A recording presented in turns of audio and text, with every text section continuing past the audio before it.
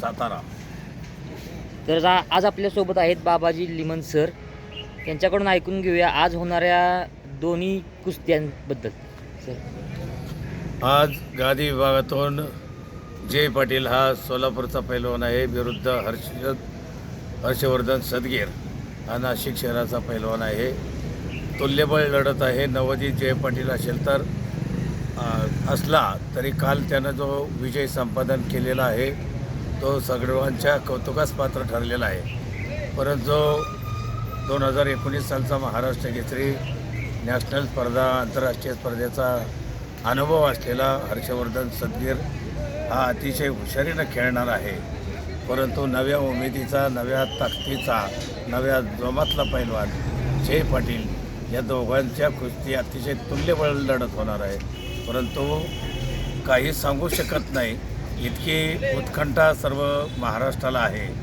त्याचबरोबर आता माती विभागातून आपण कोथरूडच्या अधिवेशनात पाहिलं जी कुस्ती माती विभागातून फायनलला आलेली महेंद्र गायकवाड हा आंतरराष्ट्रीय क्रीडा संकुलाचा पैलवान, त्याला बाहुबली म्हटलं जातं, आणि अखंड भारत गाजवणारा सिकंदर पैलवान यांची फायनलला कुस्ती आहे. दोन्ही तुल्यबळ आहे. परंतु ताकदीनं आणि अतिशय हुशारीनं खेळणारा महेंद्र गायकवाड ह्याला खूप स्पर्धेचा अनुभव असल्यामुळं आणि परंतु ज्याचं दिल आणि धाडसानं कुस्ती अखंड महाराष्ट्रातल्या लोकांच्या गळ्यातला ताईत बनलेला, ज्यानं हृदयामध्ये प्रत्येकाच्या घर केलं आहे असा महाराष्ट्राचा लाडका पैलवान सिकंदर शेख शेवटच्या क्षणापर्यंत आक्रमकतेनं लढणार आहे.